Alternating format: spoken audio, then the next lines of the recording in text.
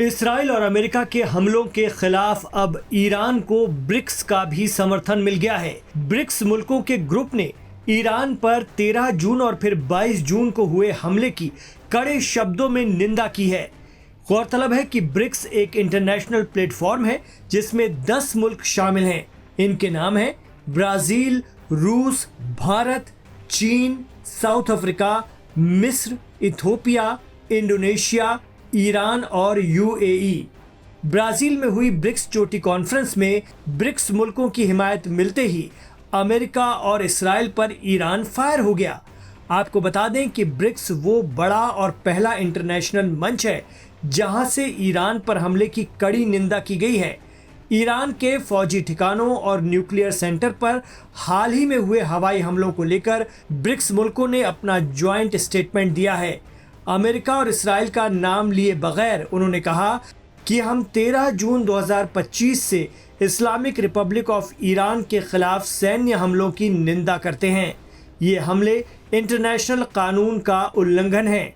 Expert कहते हैं कि ये समर्थन ईरान के लिए महत्वपूर्ण माना जा रहा है क्योंकि इससे अंतर्राष्ट्रीय स्तर पर अमेरिका और इसराइल पर दबाव बढ़ेगा और मिडिल ईस्ट में बढ़ते तनाव पर फिर दुनिया नए सिरे से विचार कर सकती है।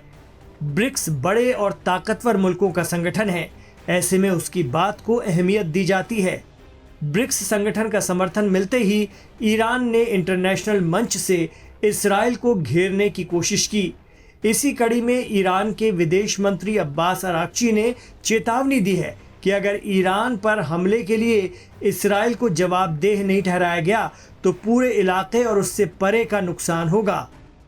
World-class faculty, cutting-edge labs and immersive learning. A vibrant campus life beyond the classroom. SGT University, nurturing future leaders. Abbas Araghchi ने ब्रिक्स में कहा कि हमारी न्यूक्लियर फैसिलिटी पर अमेरिका इसराइल के हमले NPT यानी परमाणु अप्रसार संधि और UNSC और यूनाइटेड नेशन सिक्योरिटी काउंसिल की करारदाद 2231 का सरासर उल्लंघन है, जिसने 2015 में ईरान के शांतिपूर्ण परमाणु प्रोग्राम को सर्वसम्मति से हिमायत दी थी। ईरान ने अमेरिका और इसराइल पर बड़ा इल्जाम लगाते हुए कहा है कि उसके शांतिपूर्ण न्यूक्लियर प्रोग्राम पर हुए हमलों में अमेरिका भी पूरी तरह से शामिल है।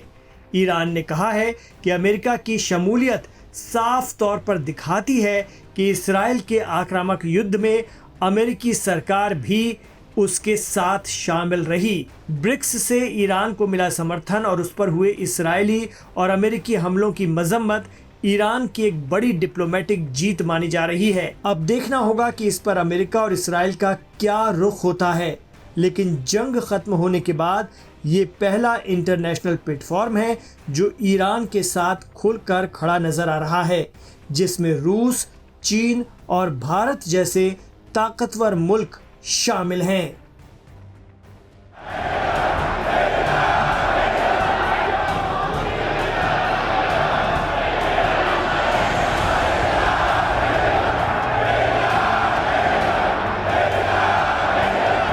नमस्कार, आप देख रहे हैं लाइव हिंदुस्तान। ईरान के सुप्रीम लीडर अली खामनेई, जिन्हें वहां रहबरे मुअज्जम के तौर पर भी जाना जाता है, वो जब से सार्वजनिक तौर पर नजर आए हैं ईरान और इजराइल के युद्ध के बाद से, जब से उन्होंने सार्वजनिक कार्यक्रम में अपनी मौजूदगी दर्ज कराई है, उस वीडियो के सामने आने के बाद न सिर्फ ईरान बल्कि दुनिया भर में उनके जो फॉलोअर्स हैं, जो उनमें आस्था रखते हैं, उनमें एक अलग ही जोश और एक उत्साह देखने को मिल रहा है। लाइव हिंदुस्तान ने भी ये वीडियो आपको दिखाया था जब शनिवार को सार्वजनिक तौर पे अली खामनेई एक कार्यक्रम में नजर आए थे। तेहरान में शिया मुस्लिम कैलेंडर के सबसे महत्वपूर्ण दिन यानी आशुरा के एक समारोह में उन्होंने हिस्सा लिया था।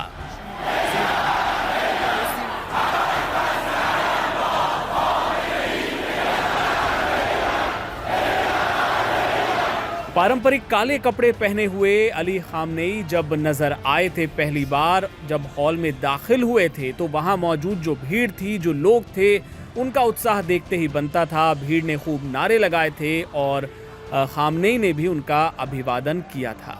ये वीडियो सोशल मीडिया पर अब वायरल है। लाइव हिंदुस्तान ने सबसे पहले आपको ये वीडियो दिखाया था।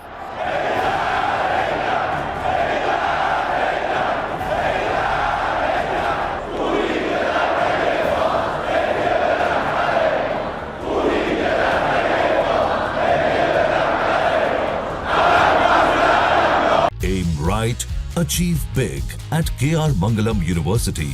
We provide you the platform to turn your dreams into reality at KR Mangalam University.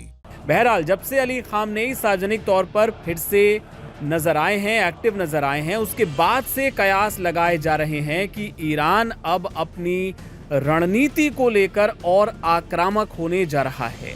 जी हाँ, अली खामनेई ने सार्वजनिक जो मौजूदगी दर्ज कराई है उसको ईरान की आक्रामकता से ही जोड़कर देखा जा रहा है। कहा तो यहां तक जा रहा है कि ईरान अब अपने परमाणु कार्यक्रम को लेकर तेजी से आगे बढ़ेगा और उसमें जो सबसे महत्वपूर्ण बात कही जा रही है वो ये कि ईरान जो अपना न्यूक्लियर प्रोग्राम है उसे लेकर कोई बड़ा फैसला इस रूप में कर सकता है कि वो उसको आगे बढ़ाने का काम जरूरी नहीं है कि अपने देश यानी ईरान में ही करे। हो सकता है कि वो अपने किसी मित्र देश यानी किसी दूसरे देश में इसे शुरू कर दे। कौन से हो सकते हैं वो देश? इनमें सबसे पहला नाम तो रूस का ही है। जाहिर है रूस सबसे करीबी दोस्त है ईरान का और इसके पहले रूस खुले तौर पर ये ऑफर भी दे चुका है। इसके अलावा चाइना और नॉर्थ कोरिया भी एक विकल्प हैं जिन्हें ईरान चुन सकता है अपने परमाणु कार्यक्रम को आगे बढ़ाने के लिए। इससे ये खतरा कम हो जाएगा कि अगर इजराइल या अमेरिका ईरान में उस जगह को लोकेट करते हैं, आइडेंटिफाई करते हैं तो फिर से हमला करने की कोशिश कर सकते हैं, जैसा वो लगातार धमकी भी देते रहते हैं। तो उससे बचने का एक तरीका ईरान अपना सकता है कि अपने किसी मित्र देश की मदद से या अपने मित्र देश में इस परमाणु कार्यक्रम को वो आगे बढ़ाए। रूस और नॉर्थ कोरिया तो सार्वजनिक तौर पे ये भी कह चुके हैं कि अगर परमाणु कार्यक्रम को लेके किसी भी तरह की कोई मदद चाहिए तो दोनों देश ईरान की पूरी मदद करने को तैयार हैं।